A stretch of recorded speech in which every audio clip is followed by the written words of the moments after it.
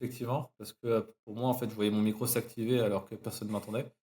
Et je vois beaucoup de têtes, ce que je disais, que je connaissais pas forcément, ce qui fait assez plaisir, hein, parce que parmi moi ou Badguy ou d'autres, on fait un peu partie des murs, donc c'est vrai que ça fait un moment qu'on n'avait pas parlé. À l'époque, on faisait un peu d'intervention, mais c'est vrai que ça fait un petit moment maintenant qu'on n'en a pas fait. Et donc moi, je suis avec Phil depuis 2000, je crois qu'on a rejoint à l'époque de moi, Badguy, etc., vers 2017-2018. Ah, donc on est la vieux de la vieille. Ah, mais ce soir, ça va se passer nickel. Donc, en fait, typiquement, je fais un peu des live rooms aussi comme ça de mon côté. Donc, j'ai un autre Discord. Donc, après, limite, on pourra en reparler, etc. Si vous voulez aussi, si vous êtes intéressé par le discours que je peux avoir, qui sûrement recoupe celui de Phil sur certains points et diverge sur d'autres. Mais j'ai mon propre Discord où, justement, toutes les semaines, je fais un peu de live room. Donc, on va refaire un peu l'exercice, en fait, que je fais toutes les semaines et que Phil vous fait sûrement toutes les semaines aussi avec son briefing. Je battrai certainement pas son record de faire des live rooms pendant 12 heures. Ça, j'avoue que je pense qu'on va le laisser à César ce qui lui revient. Euh, mais je pense qu'on a, ouais, une petite heure et demie si vous êtes parmi vous avec moi pour m'écouter. Surtout au niveau des questions, parce que je vais peut-être potentiellement parler de certains sujets que d'autres maîtrisent et d'autres ne maîtrisent pas forcément. Donc n'hésitez pas à poser des questions. C'est avant tout une discussion et pas juste un monologue, hein. Euh, du coup, voilà, voilà. On peut commencer. Je pense qu'il y a déjà pas mal de monde et les autres vont nous sauter ou nous rejoindre en cours.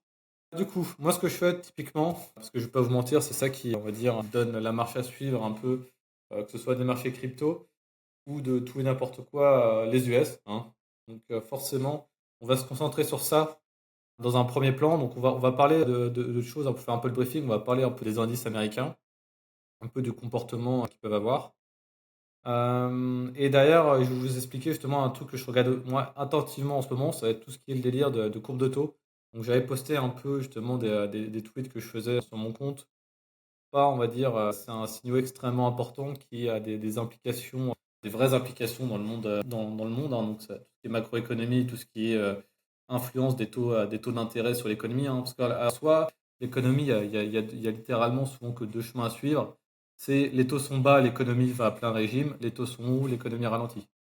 Tout est une question de taux. Que ce soit est-ce que le dollar le monte ou l'euro monte ou le dollar baisse, tout est basé sur la théorie des taux.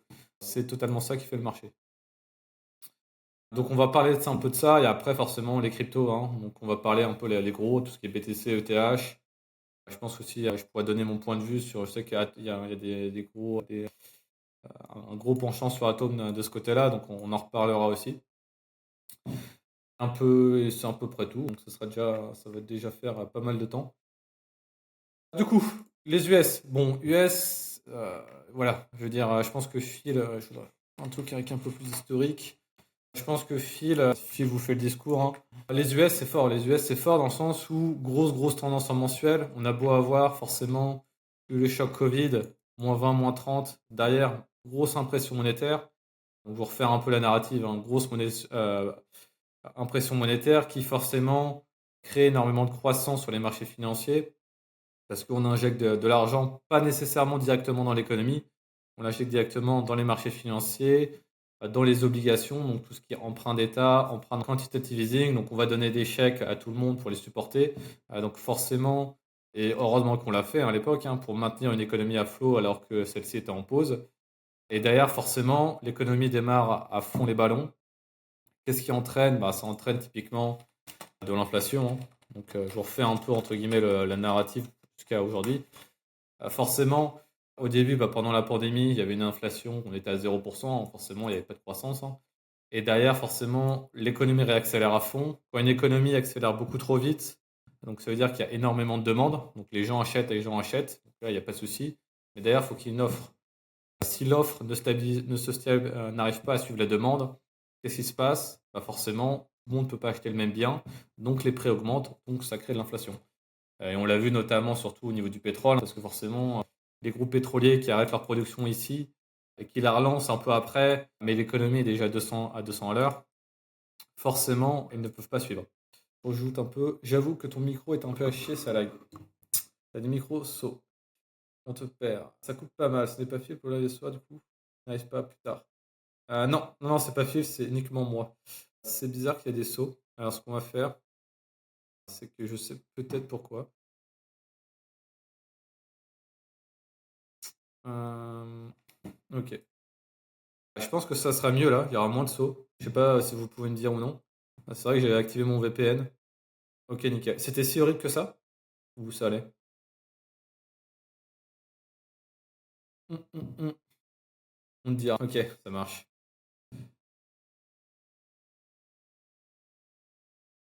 Hum. Alright, donc forcément, l'économie accélère, l'offre accélère, la demande ne tient pas, ça crée de l'inflation. Qu'est-ce qui se passe? Forcément, énormément d'inflation. Donc les taux étaient au plus bas avec le Covid, hein. Forcément, on est obligé de mettre des taux bas quand il y a pas de, l'économie ne marche pas. On met des taux bas pour pousser l'économie. L'économie a accéléré beaucoup trop rapidement, ce qui fait trop d'inflation.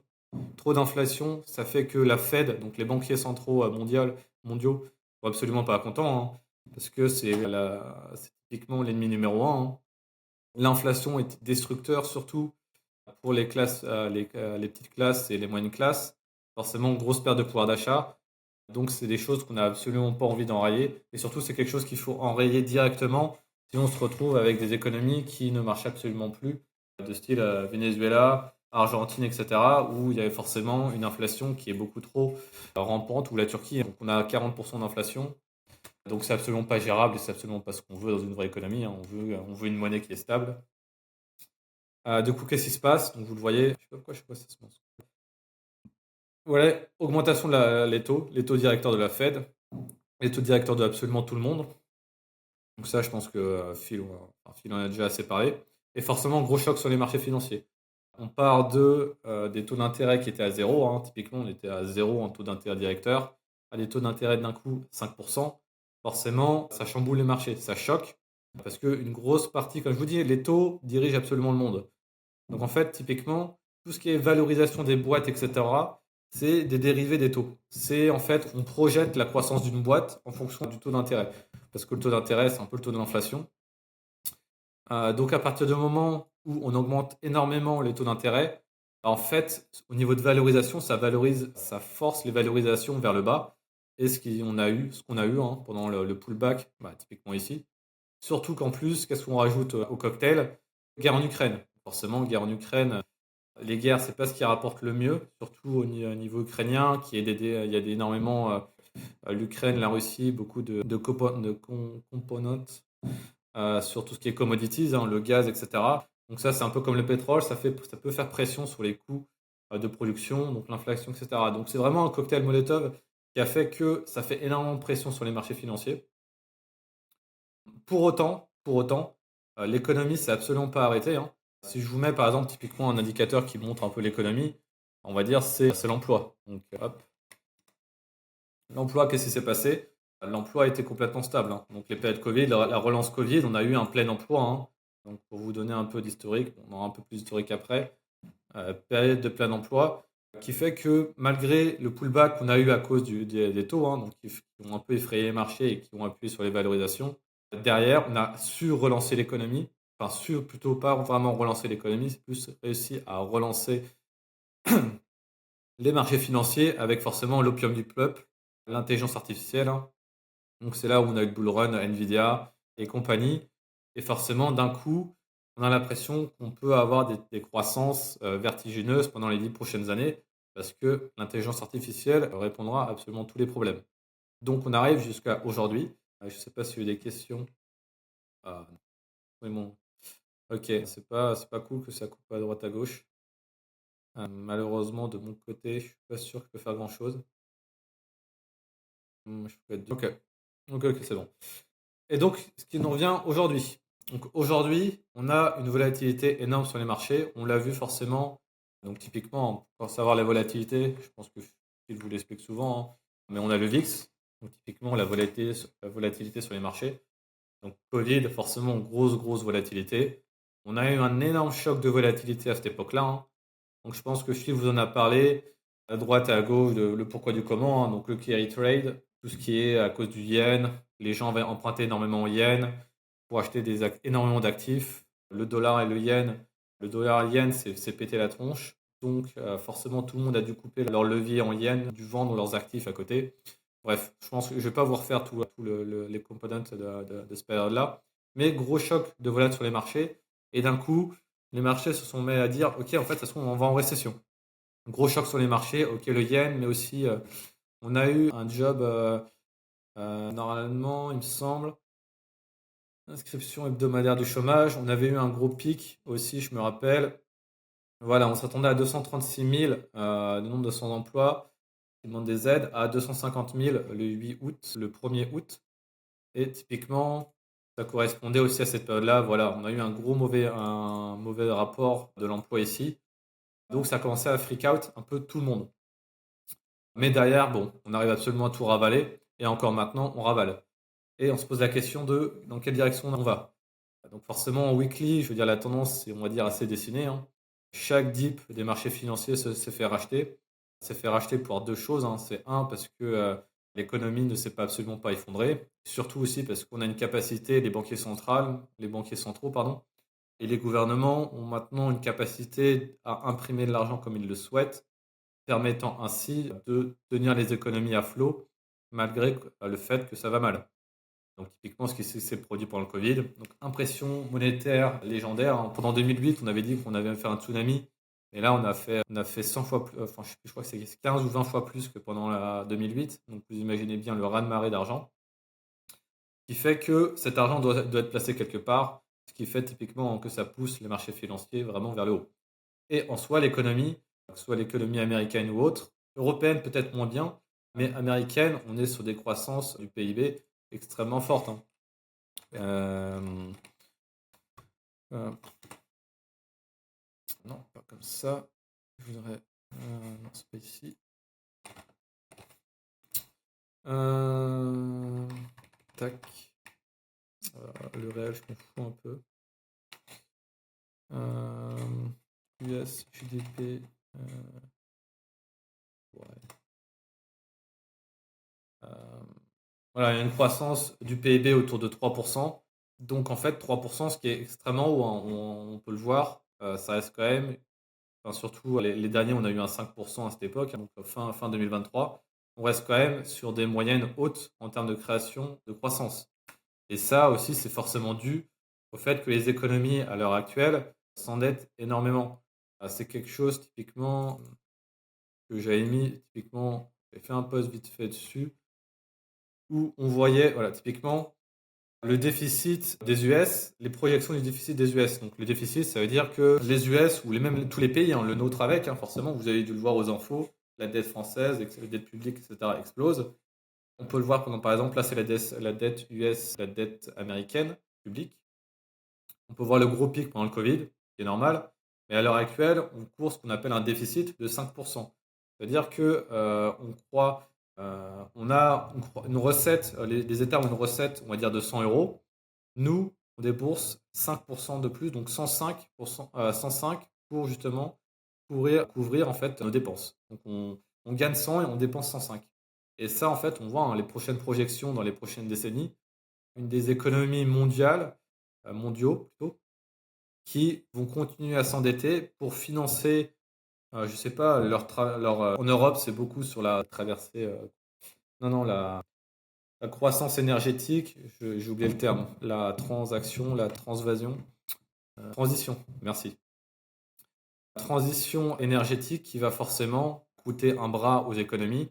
Donc en Europe, on s'endette énormément. Il y a eu même le discours de Draghi il n'y a pas longtemps qui disait que il faut que les pays de la zone euro s'endettent ensemble, hein. Donc on a créé pour la première fois une dette européenne pendant le Covid. Et là, on veut qu'on continue, qu'on emprunte, je sais pas, 800 milliards de façon européenne pour financer la croissance, financer l'industrie, financer la transition. Donc on s'endette, donc chaque pays s'endette auprès de son peuple, hein, soit ils ont leur propre pays, et en plus maintenant on veut s'endetter au niveau de l'État, au niveau du gouvernement, enfin européen, avec les US aussi qui font la même chose, mais en soi eux ils ont moins le problème de discuter entre les pays parce que les US sont pas eux-mêmes, hein, ils ont leur propre contrôle de leur banque centrale. Donc tout ça en fait typiquement ça crée un amas de dettes et de projections de dettes qui sont massives. Et donc forcément la dette ça permet de créer de la croissance. Le problème, c'est que ça reviendra plus tard. Je pense que ce sera un problème dans les prochaines décennies. C'est que croître avec de la dette, c'est bien, mais si on prend plus de dettes qu'on ne croit, si on emprunte à 5% et on a une croissance de 3%, il n'y a pas besoin d'être un économiste ou d'être un entrepreneur et d'avoir sa propre boîte pour savoir que le rendement est pas terrible. Et pourtant, les gouvernements s'en foutent plutôt. Ils le font parce que si les US le font, donc si les US le font, l'Europe doit le faire pour suivre la marche. Ils n'ont pas envie d'être en retard. Donc ça crée justement ce cercle vicieux. Ça emprunte, ça emprunte, ça emprunte. Et comme un drogué qui est sous drogue, il ne peut pas s'arrêter. Donc ce qui fait que voilà, ça permet d'un autre côté de nous d'avoir des marchés financiers qui sont extrêmement élevés. Maintenant, comme je dis, l'impact des taux d'intérêt qui sont montés par la Fed ne se sont pas réellement fait sentir dans l'économie. Il n'y a que récemment, justement, avec la reprise du nombre de sans-emploi, on voit qu'il y a un impact. Donc, typiquement, on le voit à l'heure actuelle. Je vais peut-être plutôt faire sur. C'est quoi, on va faire plutôt directement. Tac. Une économie, ça va que dans un instant, soit on croît, soit on décroît. Donc soit on a de la croissance, soit une récession.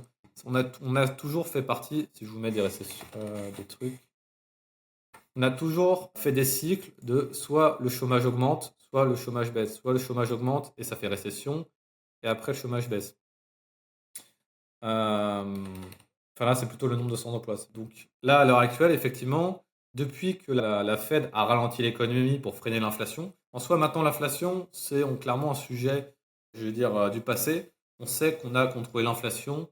On sait que l'inflation va pas tarder dans les 2, 3 prochaines années. On projette déjà que l'inflation soit résorbée autour de 2%. Donc ça, au niveau de ralentir l'économie, on l'a fait. Maintenant, il y a des conséquences à ralentir l'économie. Ça veut dire que les entreprises ont moins produit, enfin les gens ont moins consommé, les entreprises vont moins produire et forcément derrière il y a des licenciements. Donc justement, on a une reprise du nombre de sans-emploi qui commence à peser sur les marchés. Parce que c'est la question de est-ce qu'on va vers une récession ou on est juste sur un bump pour retourner pour un bump justement de nombre de sans-emploi pour un peu normaliser parce qu'on était vraiment bas en termes de sans-emploi là derrière parce que l'économie va bien en fait, on arrive à relancer ce qu'on appelle le soft landing et on relance l'économie. Je dis malheureusement, l'histoire a montré que c'est rarement le cas, mais pour autant, ça peut totalement arriver. Je dis, on est tellement dans des nouvelles configurations avec entre l'endettement et le Covid, on est dans des nouveaux paradigmes. Donc maintenant, je vais sauter dans un truc peut-être un peu plus complexe. C'est la fameuse. Je pense que Phil vous en a parlé.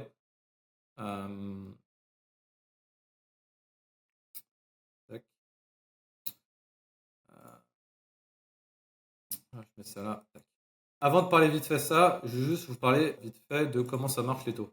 Enfin, je pense que vous le savez vous-même, mais c'est juste pour que vous compreniez en fait le problème où on est à l'heure actuelle. Typiquement, on va faire un gros paint sur le truc. Donc typiquement, on a la composition, le temps et le rendement. Donc on va dire là c'est du 20 ans, là c'est du 1 an, on va dire. Donc dans une économie qui est en très bonne santé, en croissance économique, le temps représente du risque. Donc plus il y a de risque, plus il y a de rendement. Donc on a une courbe de taux qui est comme ça. Peut-être pas aussi exponentielle, mais on a une courbe de taux qui est comme ça. Donc ça veut dire qu'on va dire à 20 ans, on a je sais pas, je dis des chiffres comme ça, on a du 4%, je crois que c'est à peu près le cas à l'heure actuelle. Et le 1 an, on est plus sur des ordres de 2,5, 2%. Donc forcément, plus tu empruntes longtemps, plus la banque veut s'assurer, plus il y a banque, il y a un risque. Forcément, dans 20 ans, on n'est absolument pas capable de savoir si on a un souci ou pas. Donc on augmente les taux d'intérêt. Donc on a des taux à 4%, enfin supérieurs à des taux courts. Donc ça, c'est dans une économie normale. Le problème étant, on est à l'heure actuelle pas du tout dans une économie normale parce que avec ce qu'a fait la Fed, donc, ça a été le monter des taux, et donc on se retrouve dans une courbe qui, au lieu d'être ascendante, on est dans une courbe, ce qu'on appelle une inversion de la courbe de taux, c'est-à-dire qu'on est descendante. Pourquoi ça? Pourquoi ça? C'est très simple. Dans le sens où la Banque centrale américaine, donc même toutes les banques centrales du monde, ont le contrôle sur la partie courte en fait. Donc toute cette partie-là est contrôlée par les banquiers centraux. Parce que eux, quand ils lèvent les taux, en fait, c'est les taux sans risque. Donc c'est les taux je sais pas, les taux 3 mois, je crois. Même plus, je crois que c'est un jour ou à peine. C'est les taux un jour. Mais à partir du moment où un jour, tu donnes, c'est-à-dire que pendant un an, tu donnes, on va dire, ton argent à la Fed, eux, ils donnent du 5%. Donc il faut la mettre tous les jours, hein, pendant un an, tu as du 5%. Et bah, typiquement, en fait, le taux sur un an, le taux sur 2 ans, le taux sur 3 ans, bah, ces taux qui étaient je vais juste gommer ça. Ah, je peux pas gommer, mince. Bah, les taux qui étaient plutôt comme ça, en fait, ont dû être bougés vers le haut. Donc en fait, tous les taux courts sont montés parce que la Fed a monté les taux. Et c'est une action voulue. C'est une action voulue de la Fed parce qu'ils veulent monter les taux pour ralentir l'économie. Plus ça coûte cher d'emprunter, moins ça va inciter les gens à consommer. Tu vas pas acheter, tu vas moins être chaud d'acheter un immeuble, tu vas moins être chaud d'acheter une voiture, de prendre des emprunts. Les sociétés seront moins chaudes d'emprunter pour investir. Bref, comme je dis, hein, c'est toute une question de taux à l'heure actuelle. Donc à l'heure actuelle, on a une courbe de taux qui ressemble à ça. Donc, pour vous montrer, c'est une courbe de taux qui ressemble à ça. Donc elle est inversée, il y a un peu un bump justement au niveau de la fin. Mais typiquement dans une économie qui va bien, donc un début de cycle économique en fait, typiquement je sais pas 2010 c'était un début, hein, après les subprimes, on avait une courbe qui était comme ça. Donc la Fed qui a mis les taux à zéro, et on avait une croissance normale dans une économie saine qui a été un peu purgée avec forcément la crise de 2008-2009. Mais à l'heure actuelle, on est absolument plus comme ça. On est forcément comme ça parce que justement le RRP, qui est le Fed Fund Rate, donc le taux de la directeur de la Fed, ils les ont montés drastiquement. Du coup, on se retrouve avec des taux courts plus longs que les taux courts qui sont plus longs, enfin, qui ont un meilleur rendement que les taux longs. Et donc ça, c'est une composante typiquement que je vous ai tracée sur le graphe ici. Je vais m'arrêter peut-être 2 secondes au cas où il y a des questions. Ça, je déblatère. Non, c'est bon, je vous assomme tellement avec des éléments. Soit je suis tellement précis dans ce que je dis que vous comprenez absolument tout.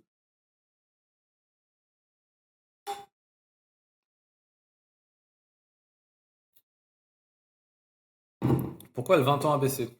Alors en soi, c'est pas le 20 ans qui a vraiment baissé. C'est en fait le 20 ans a bougé à peu près pareil. En fait, c'est comme je vous dis, c'est quand tu es en 2010. Pas en 2010. En 2010, le 20 ans, il était à 4%. Tu vois. Bon, c'est plus le 30. Le 20 ans, il était à 3,5. C'est juste qu'à maintenant, en 2030, le 20 ans a presque pas bougé. C'est juste tous les taux courts, donc tout ce qui est entre daily à 2 ans, sont montés drastiquement. Donc on est à 5,5 et là on est encore à. Au lieu d'être à. On est à 4%. On est à 4% au lieu d'être à 4,5 il y a 10 ans en fait. Donc, en fait, les taux n'ont pas vraiment bougé à ce niveau-là, c'est tous les taux courts qui sont montés. Qui crée justement un paradigme en fait de. On a l'impression que les taux longs ont chuté, mais en fait pas du tout. En fait, tu vois l'échelle, là on est à. Enfin, ça commence à 3 en fait. Ça, c'est peut-être pas très bien foutu. Mais c'est tous les taux courts. Et c'est parce que typiquement, c'est caractéristique d'une Fed. C'est comme si l'économie c'était un train et la Fed c'était le conducteur. Le train va trop vite.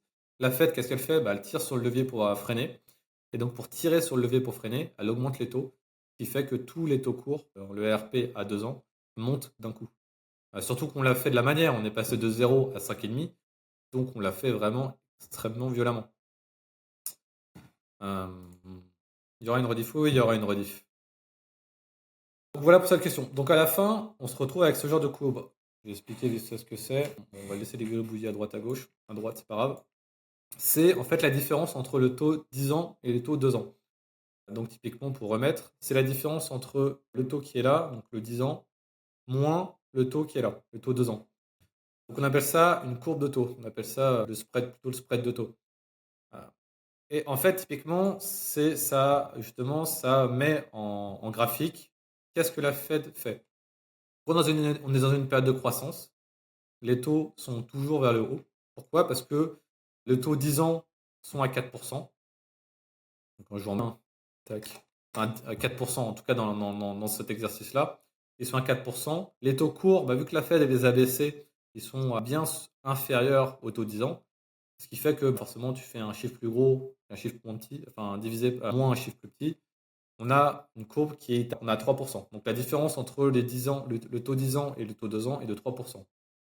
Maintenant, ce qui est bien avec ce graphique-là, c'est que ça met en graphique la réaction de la Fed. En fait, typiquement, on est dans une économie qui est une économie où la Fed freine.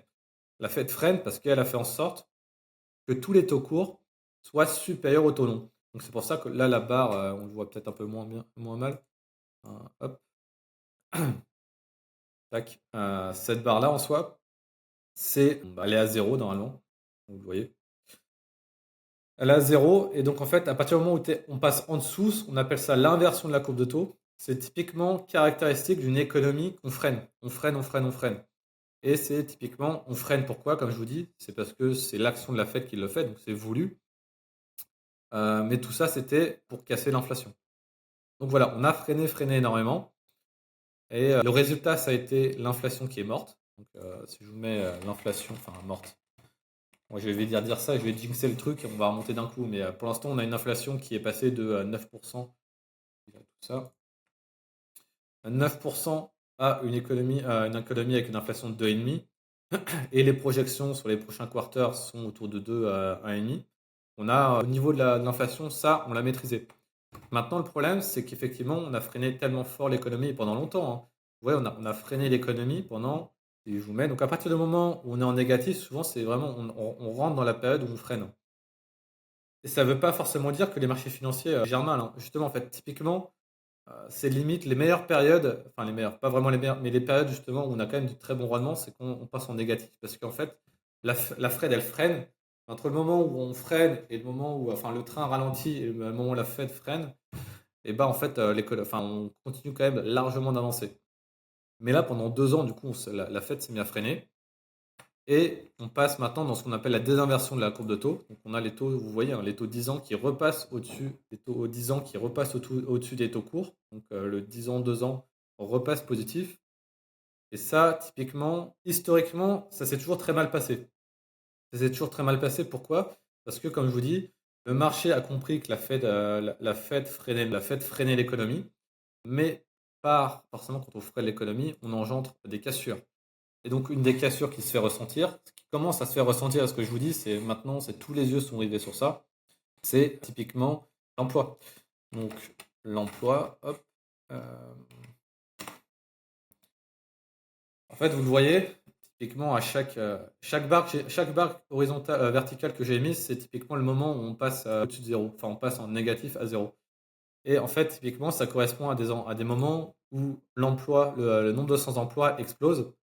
Bon, le Covid, c'est particulier, hein, c'est le Covid.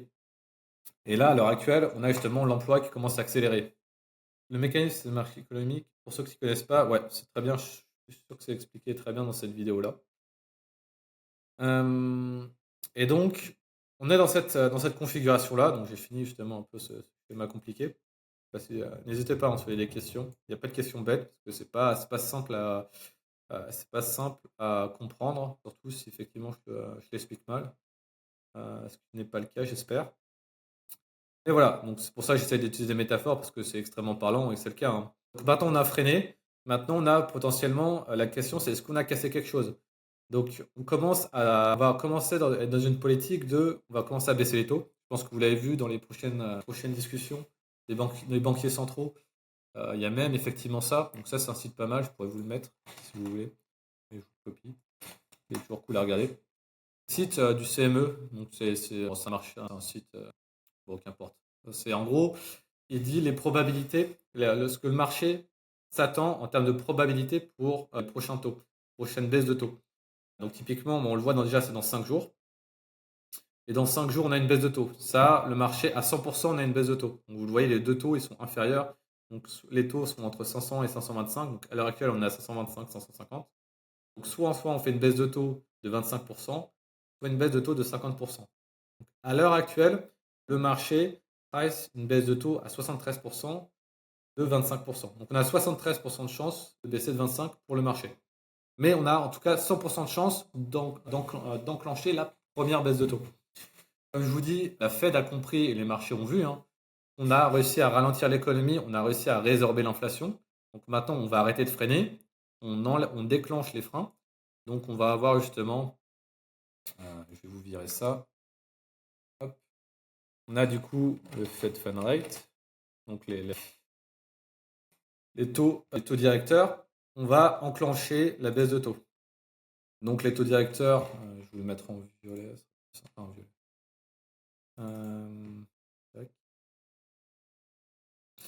Donc on a tout ce qui est en orange, donc c'est les taux directeurs de la Fed, hein. Donc on a monté, vous l'avez vu, on a monté drastiquement pour freiner. Et ça correspond, hein, typiquement, hein, c'est extrêmement corrélé, hein, comme je vous dis, hein, quand on monte les taux directeurs, ça fait que les taux à 2 ans montent drastiquement. Donc si les taux 2 ans montent drastiquement, bah, l'équation à 10 ans moins 2 ans passe en dessous de 0. Et là, à l'heure actuelle, on va commencer à une politique, on va baisser les taux. Et quand je dis, en fait, historiquement, ce sont des mauvaises périodes pour les marchés financiers. Pourquoi? Parce que le moment où la Fed décide de lever le pied sur le frein et de laisser repartir l'économie, et ben en fait c'est trop tard. C'est trop tard parce que les dégâts dus au freinage, on va dire on fait limite des morts dans le train, parce que l'économie c'est pas, c'est plus un type de diesel, hein. Donc si tu commences à la ralentir, quand tu veux qu'elle réaccélère, elle est plus en train de galérer à reprendre son souffle et à se planter plus qu'à repartir de plus belle. Donc c'est la grosse question. Soft landing, le train repart, l'économie arrive à accélérer. Et il y a forcément le contexte de récession. Parce qu'effectivement, historiquement, les 2 dernières fois où ce phénomène s'est produit, hein, donc à savoir 2017 et 2007 et 2001, je n'ai pas besoin de vous faire un dessin de ce qui s'est passé après, on a eu une grosse récession. Je pourrais vous montrer des exemples plus tard, ça n'a pas tout le temps été le cas. On a eu des moments où l'économie est repartie de plus belle, on l'inflation avec, mais on n'a pas eu, on va dire, de crash des marchés, on n'a pas eu de moins 30, moins 40 des marchés, mais on a eu toujours souvent des petites faiblesses à ces niveaux-là. Parce que forcément, on arrive dans une narrative où les marchés financiers savent très bien que toutes les semaines, on a l'emploi qui sort. Donc c'est extrêmement regardé parce que c'est la question de est-ce que le freinage fait par la Fed a cassé le marché de l'emploi? Et si typiquement on casse le marché de l'emploi, bah vous pouvez imaginer que tout casse, hein. Parce que moins de gens qui travaillent, ça veut dire que les entreprises ont eu moins de chiffre d'affaires, donc c'est-à-dire que les gens ont moins consommé. Donc si les gens consomment moins, les entreprises ont besoin d'embaucher moins, donc il y a des licenciements et après c'est un peu le robot, c'est le serpent qui se mange la queue qui fait que des périodes mauvaises pour les marchés financiers. Maintenant, la question, ça veut dire, est-ce qu'il faut tout vendre? Ça, c'est toujours pareil, parce que les gens disent machin, ok, donc ça veut dire tu dis qu'il faut tout vendre. Ce n'est absolument pas le cas. Je pourrais même vous dire, entre guillemets, ce que je fais dans mon portefeuille, hein. Mais en fait, typiquement, j'ai un peu retiré ces gribouillis là. C'est pas une gomme par hasard? Je sais qu'il y a des. Non. Je vais faire ça. On va faire ça. Hop, on la remet à zéro. C'est reparti. Donc ouais, la question c'est effectivement qu'est-ce que ça implique forcément si demain je vous dis ok, les taux directeurs on remonte là aussi rapidement, on remonte ici, c'est-à-dire que l'économie s'est crashée, le S&P fait moins 30, le BTC fait moins 50, les alts font moins 70. Non, c'est clairement pas ce que je dis. Par contre, c'est clairement pas ce que je dis que ça peut clairement arriver. Mais c'est en tout cas absolument pas le scénario que je joue à l'heure actuelle. Parce que énormément de choses ont changé avec le Covid. Comme je vous dis, l'impression monétaire, le fait que les pays s'endettent énormément, fait que ça permet de supporter l'économie. On n'a jamais eu un déficit aussi monstrueux pour soutenir l'économie. Donc forcément, c'est, on va dire, plus compliqué pour l'économie de souffrir. Parce on est toujours là en train de la droguer, la morphine, qui est notre dette, hein, pour la maintenir à flot. Donc c'est au moins, on va dire, c'est l'intérêt justement de la droguer à la morphine, c'est qu'on évite des périodes de récession. Après, forcément, comme n'importe quel camé, il y a un moment où forcément il y aura la question qu'on arrête avant de mourir. Mais ça, c'est plus les questions, je pense que Phil en parle aussi, de la grosse bulle justement des dettes mondiales, des gouvernements. Et on va dire ça, c'est encore une autre discussion. Par contre, moi, typiquement, ce que je vais faire au niveau des positions, c'est jouer safe. Safe, c'est-à-dire quoi? C'est que à l'heure actuelle, maintenant que la courbe de taux s'est réinversée, hein, comme je dis, elle est repassée au-dessus de zéro. Donc il y a rarement des faux positifs, ce qui fait que on va sûrement avoir un peu de volatilité, peut-être quelques pullbacks. Clairement, je mise quand même sur un petit pullback de 10-15%, rien de dramatique sur les indices, hein. Quand je vous dis 10-15%, je veux dire c'est à peine retrouver les prix qu'on avait au début de l'année, hein. Donc rien de dramatique. Aujourd'hui ou peut-être plus tard, je m'attends justement à cette réinversion. Cette réinversion, elle se fera de quoi qu'il en soit. Comme je vous dis, c'est pas ok, on va pas le faire, etc. Cette réinversion se fera automatiquement parce que, comme je vous dis, euh, la Fed a baissé ses taux. Quand elle baisse ses taux, justement le spread 10 ans, 2 ans, c'est-à-dire que les taux à 2 ans vont chuter drastiquement, ce qui fait que forcément, le spread va monter. La vitesse à laquelle elle le fera, ça dépendra. Si effectivement on a cassé quelque chose, on arrive en récession, Alors là, ça va être un one shot, hein, comme en 2007, hein. On a eu un one shot en ligne droite, qu'effectivement quelque chose avait cassé, quoi. Donc les taux directeurs de la Fed se sont allés direct à zéro, cuté à coût de 0,75. Là, c'est un peu l'apocalypse, c'est absolument pas ce que je m'attends. Mais pour moi, typiquement, s'il fallait schématiser, on va dire ce graphe-là, ce serait au niveau du portefeuille, ce serait clairement ici, justement, quand on a un cross de 0. Pour moi, c'est un risque, c'est une période de risk-off. C'est une période où je ne vais pas être 100% sur le marché, je ne vais pas être sur des gros leviers, je ne vais pas être sur des trucs extrêmement risqués, parce que je sais qu'on va avoir beaucoup de volatilité. On peut avoir des résultats qui sont vraiment dégueulasses, enfin dégueulasses, dans le sens où si on a une vraie récession, etc., c'est une possibilité. En tout cas, c'est pas là où j'ai envie d'avoir la majeure partie de mon portefeuille dessus. Donc, je veux dire risk-off, qui veut dire, ça veut pas dire j'ai plus un portefeuille, ça veut dire qu'à l'heure actuelle, je crois que je suis investi à 60-70% de mon portefeuille, donc majoritairement BTC, ETH, S&P, mais j'ai encore une poche de liquidité de 30-35% qui est mise sur côté.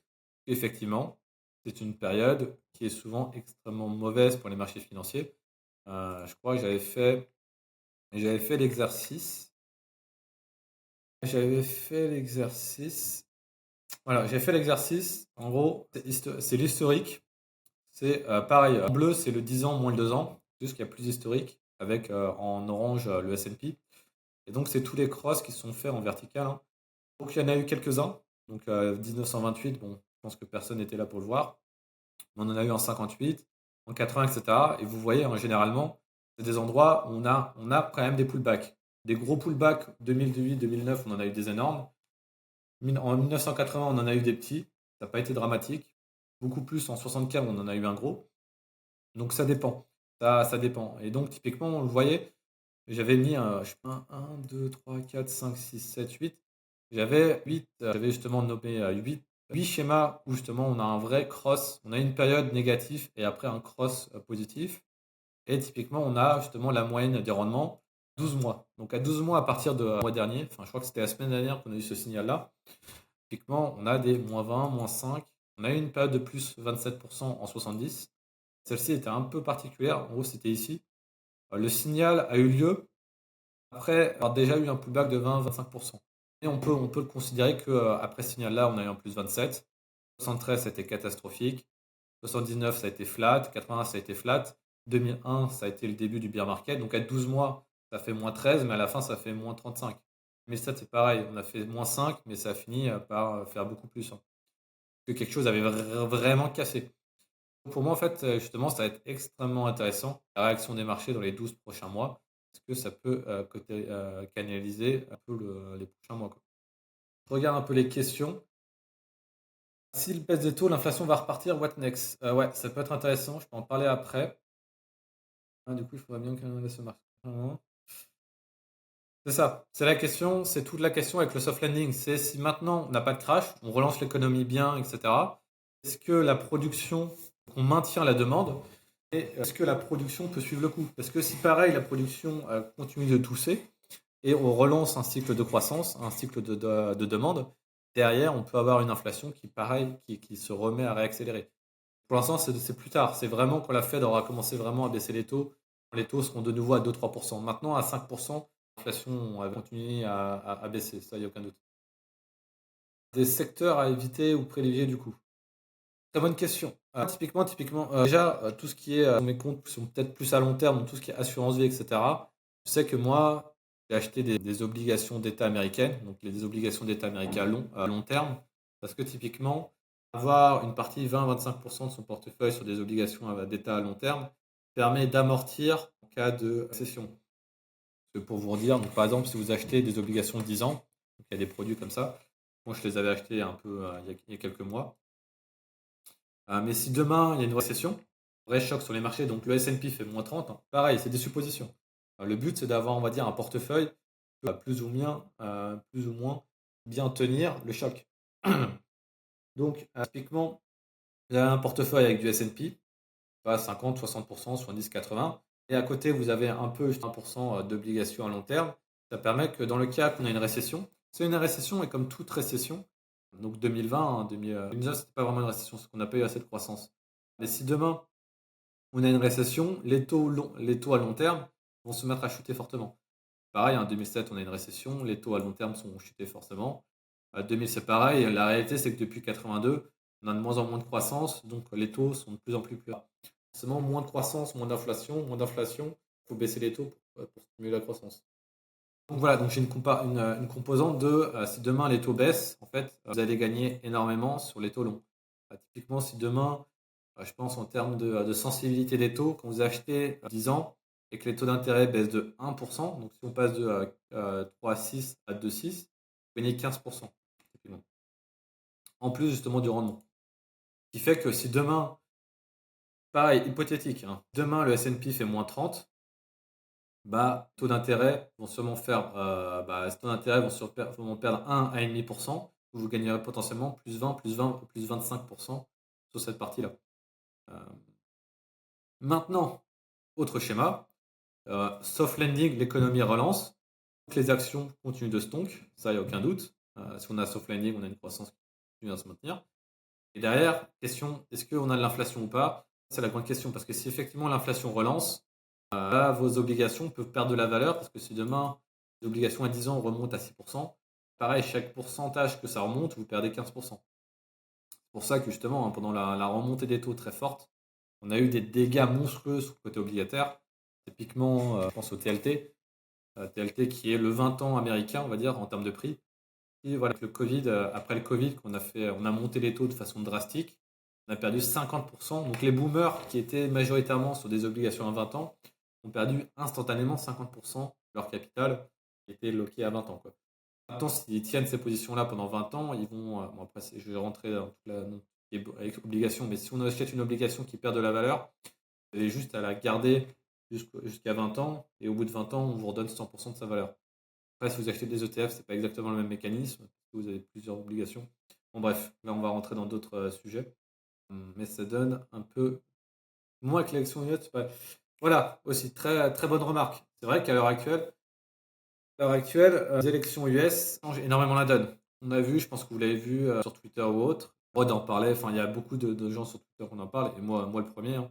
Effectivement, en termes de saisonnalité, les élections américaines sont toujours assez bullish parce que quand un président se fait réélire, bah déjà il fait en sorte que le marché financier ne se plante pas. C'est tout pour que les marchés financiers continuent de monter. T'as pas envie, sachant que toute la retraite américaine est basée sur les marchés financiers. Si 2 mois avant les élections, le marché financier chute énormément, forcément tu n'as pas envie de voter pour le mec qui a fait que ton PER et ton assurance vie a perdu 2 tiers, enfin a perdu un tiers. Donc les marchés financiers souvent tiennent très bien avant les élections. Et après les élections, tu n'as pas envie d'avoir une récession parce que bah, si, je sais pas, je dis des conneries, hein, si la gauche arrive au pouvoir 2 ans en France et qu'on a une récession, on va dire ah putain, la gauche, ils ne savent vraiment pas gérer le pays, on rentre en récession, etc. Alors qu'en soi, ça n'aura aucun pas à cause de la gauche autre, c'est juste l'économie est cyclique. On le veuille ou non, l'économie à terme, on a de la croissance, on a de la décroissance, on a de la croissance, on a de la décroissance. C'est comme ça. Dire c'est comme on peut pas être juste sous coke et dopamine en permanence. À long terme, quand on dézoome, on l'est. À court terme, on a des cycles économiques. Et souvent, ces cycles, comme je dis, sont représentés par souvent ce schéma-là. À l'inverse, quand on est en bas, on ne croit pas, c'est plutôt l'inverse, mais vous voyez le délire. C'est souvent l'économie, elle fait plus ça. Elle décroît là, elle remonte là. Ah non, c'est plutôt un peu plus. Là, elle décroît là. C'est clairement un schéma opposé. Ce qui me fait. Donc ce serait pas de chance, effectivement, que, je sais pas, Trump arrive au pouvoir et qu'on a une récession. Oh mon Dieu, c'est la faute de Trump. Non, ce ne sera pas la faute de Trump. Non, c'est pas essentiellement la faute de Harris, enfin de Biden avant, les cycles de marché. Si tu arrives dans une économie qui est en mauvais point, dire good luck quoi.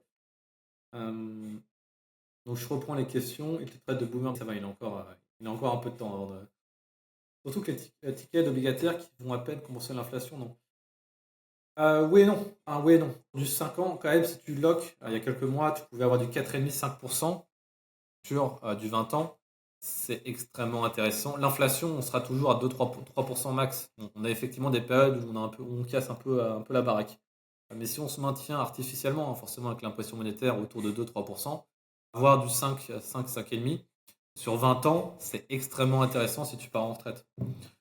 Je vous dis, moi, quand je vous dis assurance vie, ETF, je vous dis c'est le truc pour du long terme. Effectivement, pour du hedge pur, donc tu veux juste faire gaffe. Effectivement, là, ton produit, tu vas le vendre dès que le marché financier dump et tes couvertures, donc, qui sont des obligations à long terme, vont se mettre à skyrock. Tu les vends pour pouvoir racheter le dip des actions. Parce qu'on va pas se mentir, à la fin, la seule chose qu'on veut, c'est racheter des actions plus bas. Parce que plus c'est bas, plus les rendements seront forts à long terme. Euh, voilà, typiquement, la question, il y a Warren Buffett, effectivement. Lui, il est un peu dans ce schéma-là, où, un, pour lui, les marchés sont extrêmement hauts en termes de valorisation, et deux, il peut lock son cash, donc le cash à l'heure actuelle, à 5,5%. Pour lui, ça lui va. Je veux dire, 5,5% sans risque, il y va tous les jours. Et il attend juste que le marché se crache pour racheter tout. Pas juste, il a envie de se barrer du marché. C'est juste pour ce hedge. Il a besoin de. Lui, il ne peut pas shorter le marché. Il peut acheter des obligations, il peut vendre des actions pour se mettre sur des produits obligataires à court terme, quoi. C'est un peu toute la partie US. Je n'ai pas encore parlé des cryptos parce qu'effectivement, à la fin. Après, à la fin, comme je dis, tout est corrélé. Que ce soit avec les taux ou que ce soit forcément, si le marché US va mal, les cryptos risquent de pas forcément vivre bien. Euh, donc voilà, donc, pas d'autres questions, etc. N'hésitez pas hein, si vous avez d'autres trucs. Sinon, je vais continuer. Je peux passer au côté crypto, à moins que vous avez d'autres trucs du côté US. Ah, je peux parler vite fait, effectivement, en ce moment, ce qui fait beaucoup parler aussi, hein, c'est le pétrole. Le pétrole, ça, là, on commence à bien rebondir. Euh, et ça, j'appelais ça un peu la zone barrage Arabie Saoudite.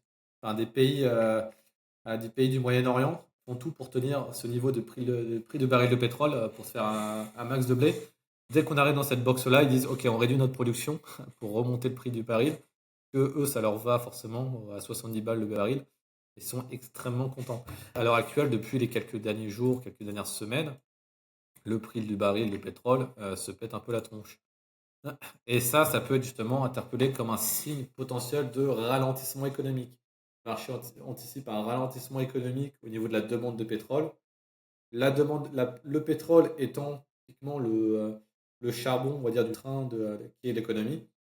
Donc on réduit typiquement si l'économie va mal, elle va moins bouffer de charbon, elle va moins bouffer de pétrole, le prix du pétrole chute. Donc c'est la grosse question. Est-ce qu'on va en récession, donc le pétrole va se casser la gueule? En fait non, soft landing, donc potentiellement on va continuer ici jusqu'à relancer, avec potentiellement relancer l'inflation. Bref, il y a d'autres scénarios, il y a différents scénarios.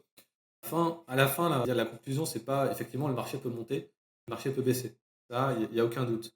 C'est juste qu'il y a énormément de composantes à l'heure actuelle qui fait que historiquement, ça reste quand même une mauvaise période sur les marchés financiers.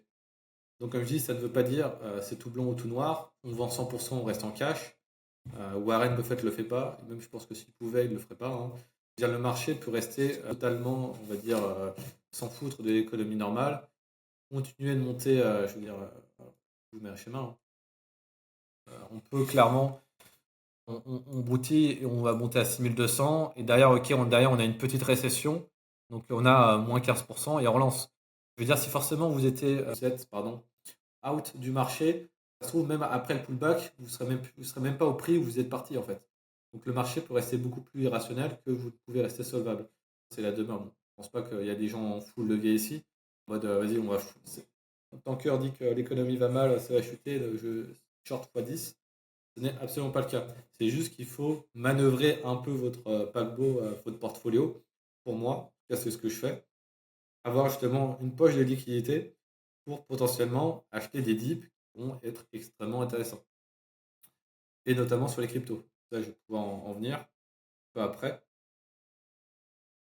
Pour l'Europe, on a les ETF monétaires indexés sur l'Ester pour placer à court terme. Oui, on en a.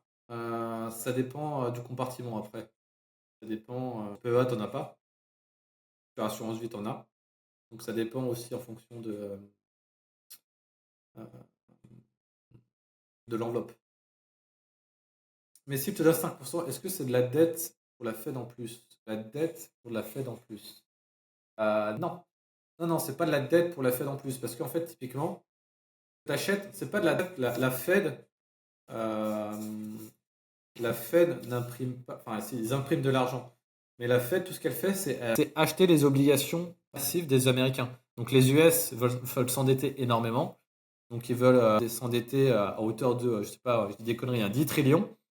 Personne ne peut absorber 10 trillions comme ça sur les marchés financiers.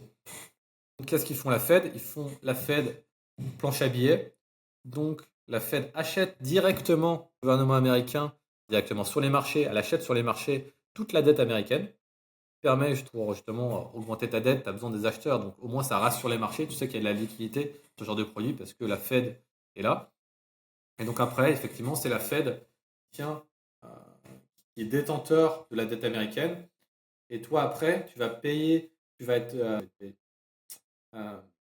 toi, tu vas acheter aussi de la dette américaine quand tu achètes des ETF, le TLT, etc. Tu es aussi acheteur de la dette américaine.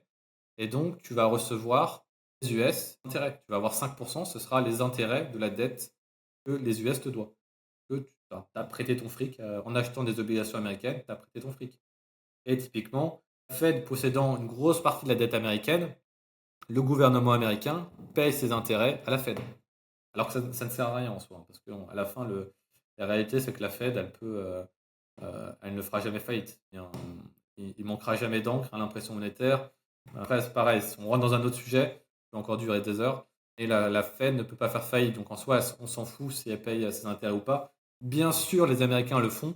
Parce qu'à partir du moment où les Américains se disent, le gouvernement se dit, OK, on arrête de payer les intérêts, des obligations américaines de la Fed, tout le monde se dit, OK, il commence par la Fed, après ce sera à mon tour, etc.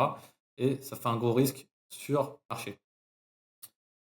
On est mal barré ce système. Oui et non. Je veux dire, ce système a permis de nous sauver pendant 2008, permis de nous sauver pendant 2020. Qu'il est parfait? Non, absolument pas. Ouais, parce que forcément, ça crée énormément d'inégalités, parce qu'on fait augmenter les marchés financiers fortement à la hausse, ce qui permet, après, ça c'est pareil, c'est une question sociétale, hein, et les ultra riches gagnent beaucoup plus d'argent, les ultra pauvres perdent du pouvoir d'achat parce que ça crée l'inflation, on augmente la masse monétaire, ça crée perte du pouvoir d'achat, et si eux ne peuvent pas se protéger de l'inflation en investissant, ça creuse les inégalités. Euh, donc il y a du bon, comment, on va dire pour le bien commun, bien, quand on creuse, effectivement, ça crée aussi des dérives et certains trucs. Ça, il n'y a aucun doute. Une balle barrée. Est-ce qu'il vaut mieux pas ne rien sauver du tout? Non, non. Après, là, on rentre un peu dans le philosophal. Et je vais aller après d'un autre côté.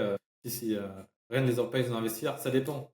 Des gens qui gagnent, qui sont payés au SMIC, c'est compliqué pour eux d'investir. Même si, effectivement, en France aussi, on a une grosse partie qui pourrait investir et qui ne le font pas. Et effectivement, ils se plaignent du pouvoir d'achat, ils se plaignent de partir à la retraite. J'avais fait aussi un topic comme ça, mon truc. C'est que sur BFM, il parlait justement que l'Italie, on ira à la retraite à 70 ans.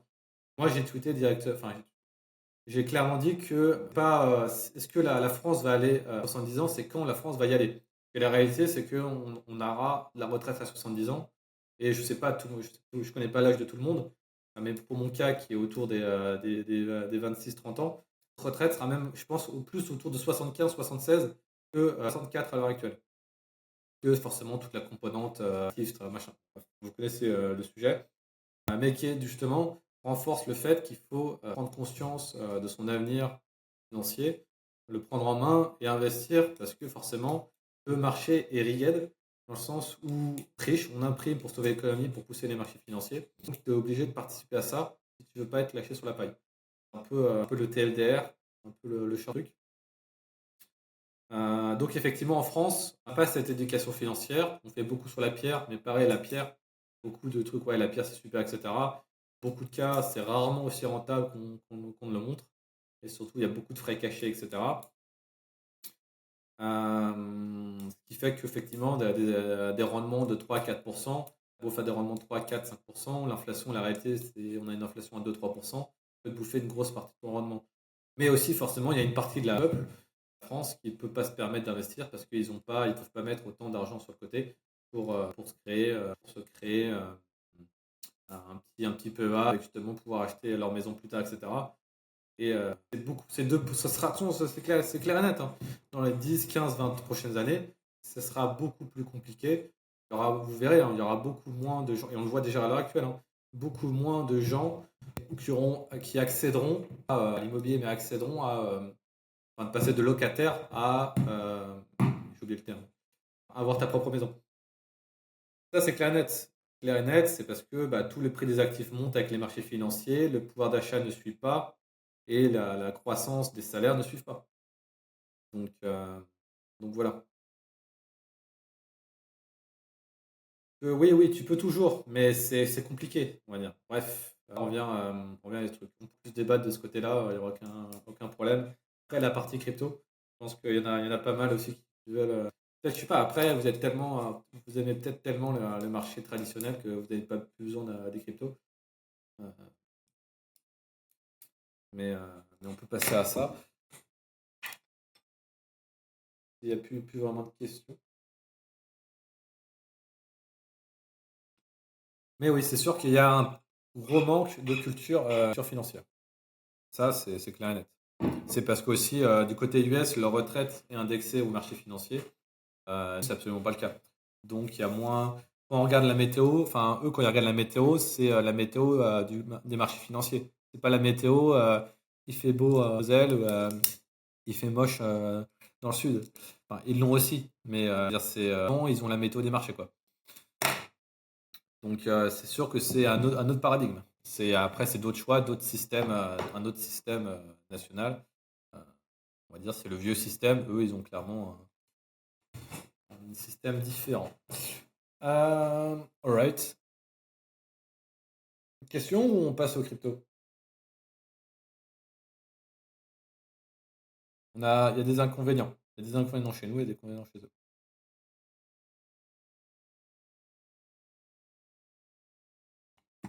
Hum. C'est vrai que Lixon en avait mis un en plan. Ok, bien vu. Non, non, mais c'est clair. C'est vrai qu'il y en avait, je crois que Lixon avait réussi à contourner le truc. Je regarderai après, etc. Ça m'intéresse aussi, justement, parce que j'avais prévu justement ce que j'essaie de faire aussi. Bon, après, je vais vous le présenter après, mais typiquement, euh,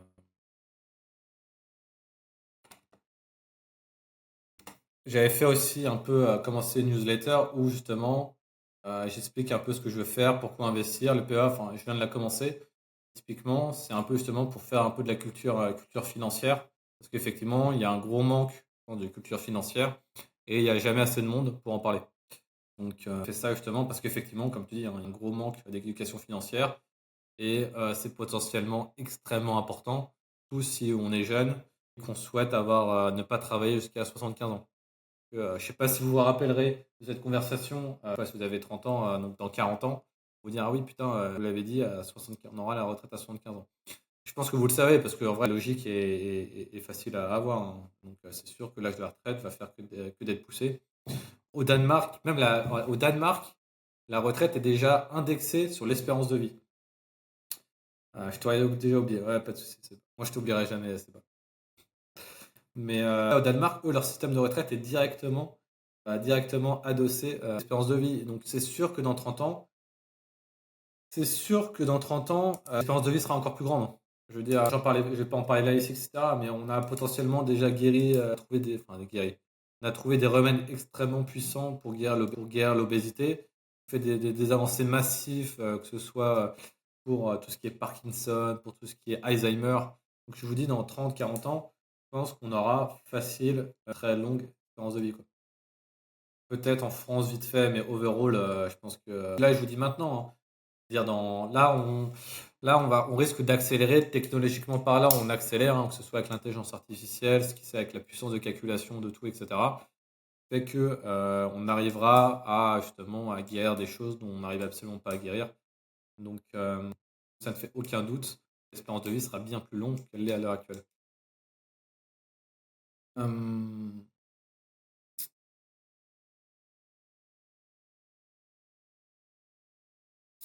c'est quoi une volonté politique? Oui, oui, mais ça veut dire que tu en étais plus, etc. Bon, après, voilà, on diverge un peu à ce côté-là, et c'est normal, hein, parce qu'il y a forcément des choix qui sont faits par les États. On n'est pas forcément d'accord ou pas. Je suis totalement d'avis. Forcément, tout le monde n'a pas le même avis. C'est comme je dis, comme j'explique énormément dans mes lives aussi, c'est que c'est jamais tout noir ou tout blanc, quoi. C'est ça aussi qui est important.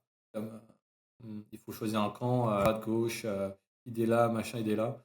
Totalement, ça marche pas comme ça en fait. Faut pas être bipolaire, quoi. Alright, next, les cryptos. Je sais pas si vous êtes encore intéressé les cryptos. Il y a encore des intéressés pour les crypto actifs. Parce qu'effectivement, quid des crypto actifs? Pourquoi aussi en portefeuille, et d'ailleurs hein, une grosse partie de mon portefeuille sont aussi sur BTC, parce qu'effectivement, on a parlé d'impression monétaire, on a parlé justement de croissance, dette, etc. Ce qui marche extrêmement bien contre ça, bon, on a, bon, là, juste avant de repasser sur les cryptos, forcément l'or skyrock sur sur ces thématiques-là, mais j'ai espoir aussi forcément que le BTC soit, et pour moi, de l'or digital, avec la volatilité qui va avec, forcément, hein. En création, on peut faire x15, mais d'ailleurs on fait moins 80, 3 fois 15, on fera moins 80. À terme, il a une vraie utilité sur la capacité de garder la conservation du pouvoir d'achat. C'est pour ça que je suis bullish aussi en termes, enfin, que les cryptos me parlent aussi énormément et Bitcoin avec. Après, pour les autres qui ne me connaissent pas, niveau fondamental, crypto, je suis extrêmement limité, dans le sens où moi, ça ne m'intéresse absolument pas de creuser le projet et d'investir parce que je crois oui ou non au projet. Au début, c'était le cas, mais une fois que j'ai un peu goûté plus à les financiers, trading, etc., j'ai fait mon métier. Et en plus, derrière, je suis plus regardé de loin, justement, moins intéressé à tout l'aspect fondamental des cryptos. Essentiellement, justement, à l'actif en lui-même, donc le BTC ou ETH ou autre qui sont pour moi justement des valeurs qui ont totalement sens dans le portefeuille parce que forcément dans un monde où la dette explose, les actifs qui permettent de garder le pouvoir d'achat, qui sont on va dire, déflationnistes, hein, on est limité à 21 millions, parle énormément. Euh, Ça sert à rien les cryptos, c'est 90% de narratif. Et oui, totalement. Après, on va pas se mentir, les marchés financiers, c'est aussi énormément au niveau du narratif. Ça, c'est clair aussi. Et donc les cryptos. Crypto, donc ce que je fais souvent, moi, bah, Phil doit le faire aussi, des zooms. Le mode des zooms, c'est qu'on commence en monthly. Donc monthly, le BTC. J'ai fait un peu cette charte à l'époque. On arrive à clôturer des clôtures monthly sur les anciens ATH, hein, donc à l'époque en 2021. Sur le bull run, en dessous, je suis plus d'avis que c'est un peu game over. Donc à l'heure actuelle, le marché est complètement en train d'osciller sur cette zone-là, hein. Pourquoi c'est over? Juste parce que pour moi, je pars du principe qu'ici, on a fait une cassure. Je remets un peu. Je remets ça aussi. Je crois que c'est le pop, ça. Ok. Euh, donc, accélération forte justement du BTC. La question c'est est-ce que break, il n'y pas énormément, il n'y a pas eu énormément de volume. C'est aussi la question de est-ce que vraiment on a break ou pas. En monthly, on est clairement sous la question de est-ce que on a break ou pas. On sonne à Bast si on veut les trucs. Alright. Donc, j'entends quelqu'un toquer. Peut-être que je parle trop fort. Les voisins d'au-dessus sont pas contents. Au niveau monthly, justement, sa question de est-ce que c'est game over, est-ce que we are so back? Pour moi, clairement, justement sur cette entre-deux, que effectivement, si on se remettait à clôturer en dessous de 58, enfin en dessous de 58, 56, 55, clairement pas, ce qui serait potentiellement un réintégrer le range et potentiellement retourner sur des zones de volume et des zones de. Hop, mince.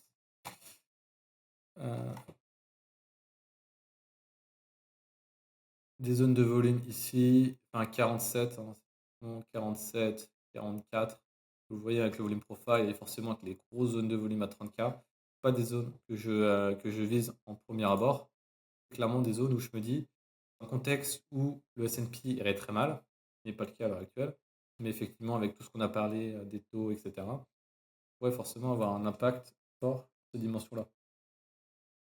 Si le S&P fait moins 30, on a une récession qui dure 1 ou 2 ans, ça fait mal au marché. C'est possible qu'on puisse revoir le BTC autour de 30, 20K. Je vais vous mentir, si le S&P fait moins 30, les cryptos peuvent faire facile moins 50. Là, on peut mettre weekly. Je sais que la weekly, la moving average est autour des 40K. Bon, après, on peut très bien clôturer en dessous, hein, on l'a fait avant. Mais justement, c'est la grosse question de le BTC dans une structure assez fragile, clairement besoin de relancer. Et à l'heure actuelle, le S&P relance, lui, accélère bien, mais le BTC n'y arrive pas. Donc, au moment où le S&P ça se viander, j'estime que le BTC risque aussi de se viander. Donc, c'est aussi pour ça que je vous dis, liquidité sur le côté, la liquidité sur le côté au cas où il y a des choses qui se passent, qui se déroulent mal. Le problème, c'est pas d'avoir un portefeuille pour moi qui fasse moins 50%, hein. Donc, typiquement, mon portefeuille, peut-être pas moins 5. J'ai un mélange de S&P et un mélange d'obligations. Et il prendra un coup. Le pire, ce serait effectivement, on me repropose des prix comme 30K, 25K, et que je suis en incapacité d'acheter, que j'ai plus de cash. C'est quelque chose que je ne veux pas que ça arrive. En soi, je m'assois potentiellement sur 30% portefeuille qui ne fera pas de gain, je relance. Et j'ai, on va dire, je suis serein au niveau de la capacité d'acheter si, s'il y a des soldes, typiquement. Comme je vous dis, quelqu'un qui, j'ai fait beaucoup d'argent dans les événements que j'appelle ça des fat tails, c'est-à-dire typiquement des événements qui ont chamboulé les marchés et qui ont donné des prix extrêmement attractifs.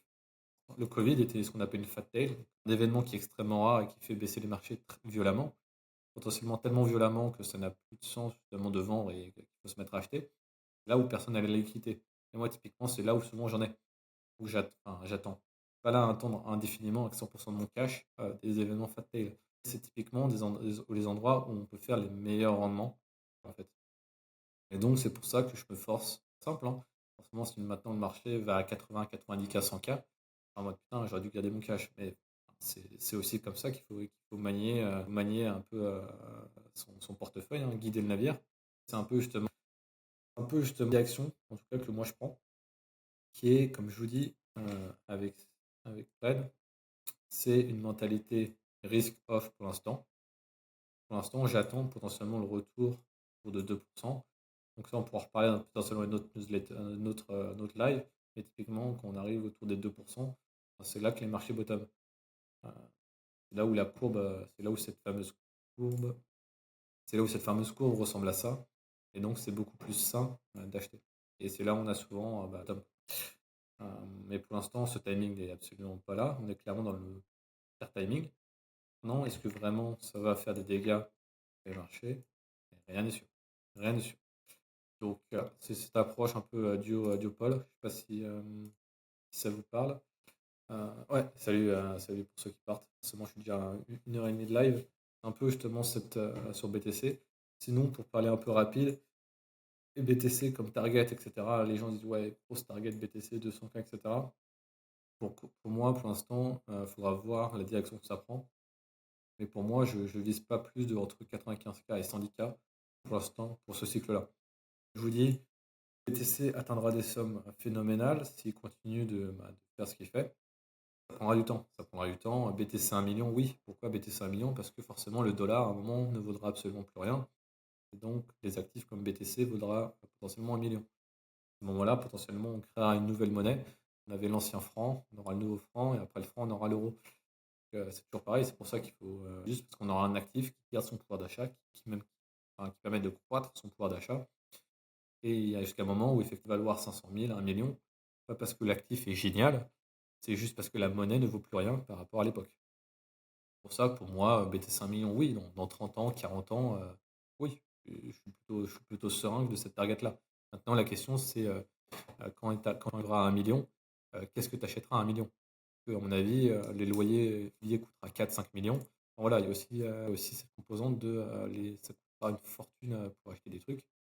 Euh, bon, je pense pas que si le BTC fait 1 million, l'immobilier coûtera 4 millions. Vous voyez le délire, c'est le délire de forcément dans 20 ans, 20, 30 ans, pendant 30 ans, on a 2,5% d'inflation. Ça veut dire que le BTC, au lieu d'1 million, il vaudra à peu près 600 000 euros à l'heure actuelle. Au lieu d'1 million d'euros à l'heure actuelle, il vaudra, parce que 1 million d'euros dans 25 ans, c'est à peu près 600 000 euros à l'heure actuelle.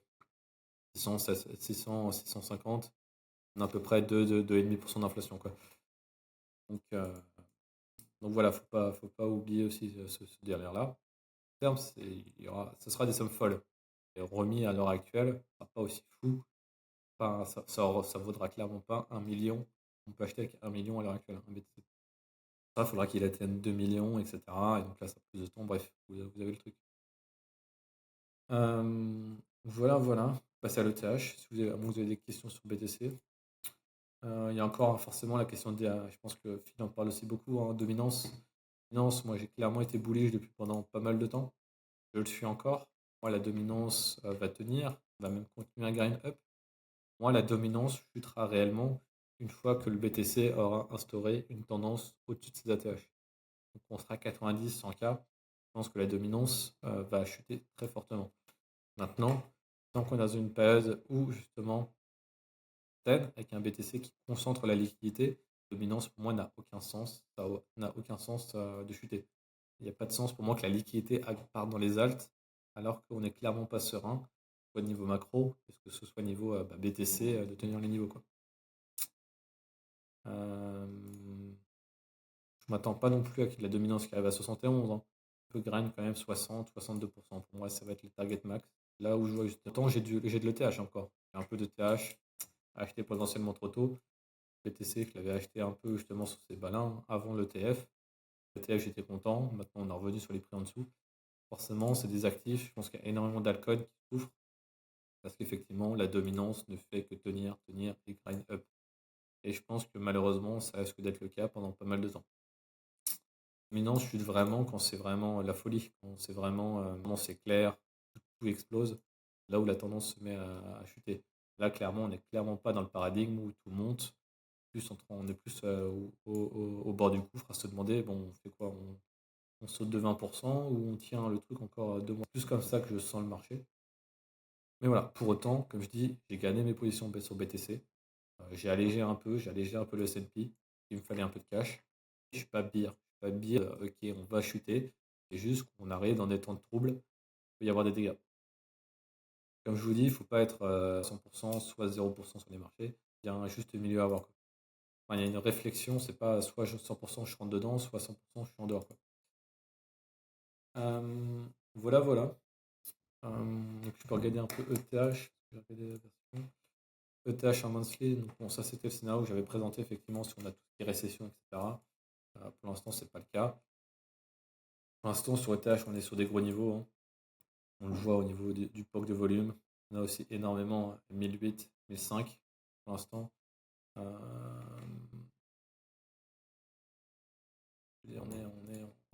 hop, je vais dire ça.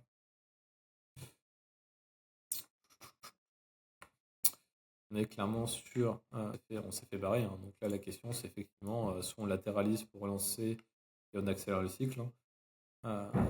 Soit on est reparti sur une nouvelle accumulation, un peu plus de temps, quoi.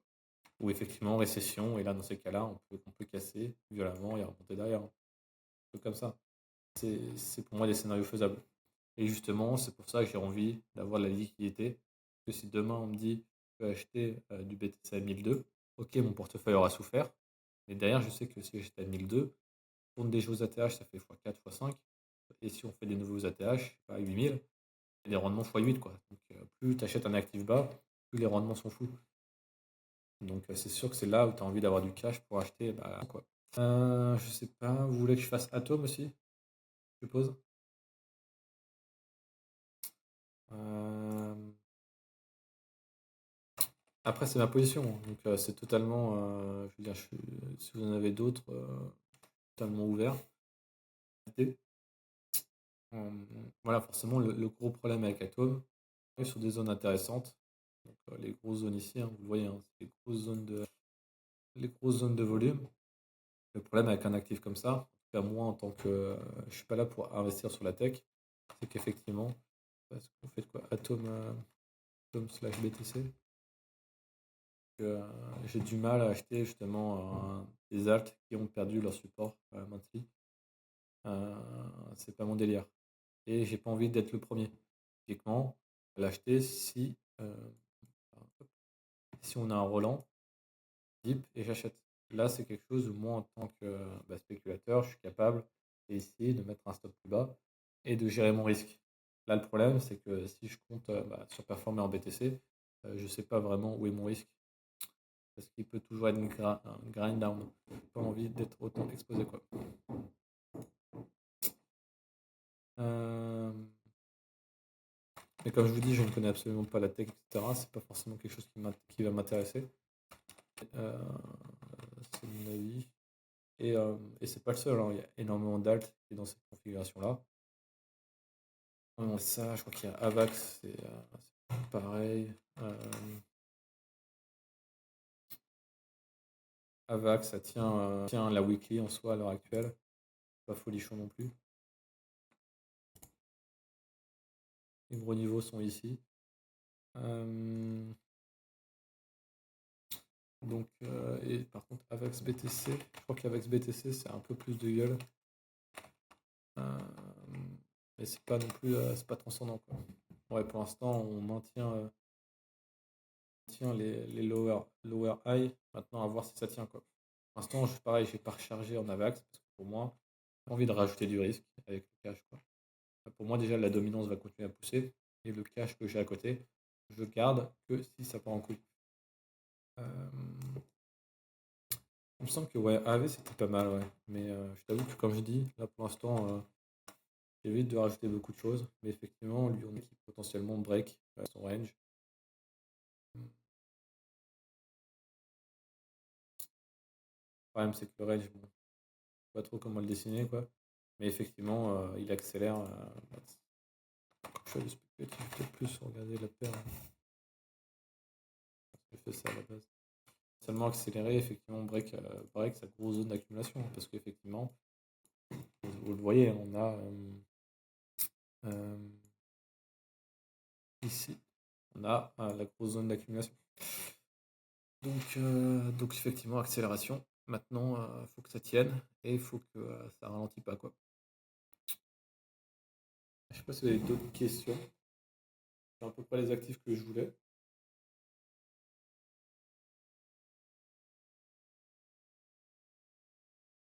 Si vous voulez, pareil, me suivre, etc. Je pense que déjà, il y a tout dans ma bio, vos réseaux sociaux, au niveau de Discord, etc.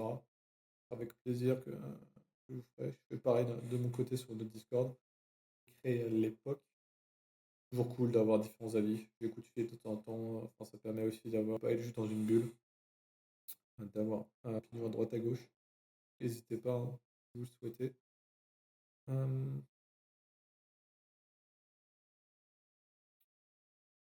LTC. Ah non, je pense que LTC, je pense il a assez souffert, le LTC. Le LTC a assez souffert. Lâche sa chemise.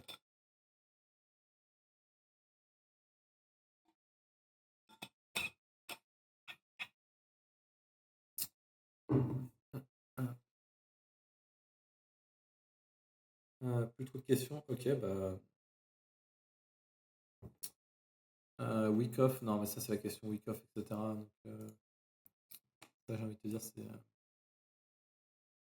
Merde.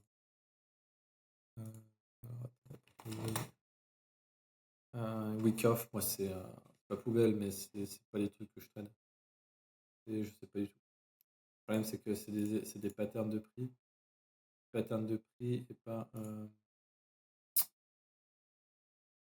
Enfin, c'est des patterns psychologiques que les gens appliquent en mettant l'un sur l'autre. Ça veut tout et rien dire, quoi. Donc, ça ne m'intéresse pas. Tu peux voir des week-off partout si tu as envie de le voir, quoi. Ça veut dire. Euh,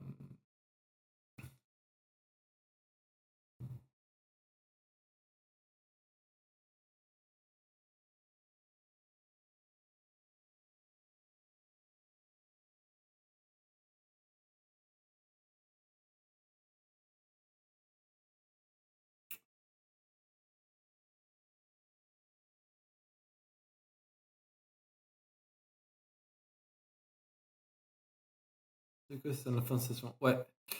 Si c'est bon pour vous, on va tirer la révérence. J'espère que ça vous a plu. D'autres questions, vous pouvez vous poser aussi sur mon indicateur ou venir directement sur mon Discord. Aucun souci là-dessus. Le replay sera sur YouTube, donc je pourrais le partager ou je vous dis, vous allez. Bah, de toute façon, sur YouTube c'est le biais financier, hein, avec cette PP là. Donc vous aurez un peu toutes les infos. Ok. Ton Discord. Non, si tu cliques bio, mais en soi, si tu le veux vraiment, c'est là. Mais voilà. Et t'as le Twitter, etc. avec. Pareil, côté Twitter, je parle beaucoup de l'actualité, ce que je pense, etc. Donc n'hésitez pas aussi à suivre et avec, tout ce qui vous semble pertinent. Donc ça me permet aussi de savoir un peu ce que les gens aiment ou pas.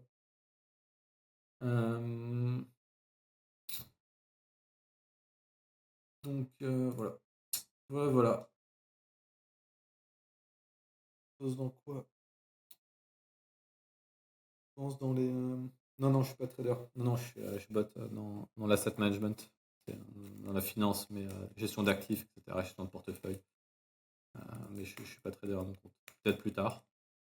Pour l'instant, ça ne m'intéresse pas d'être à mon compte.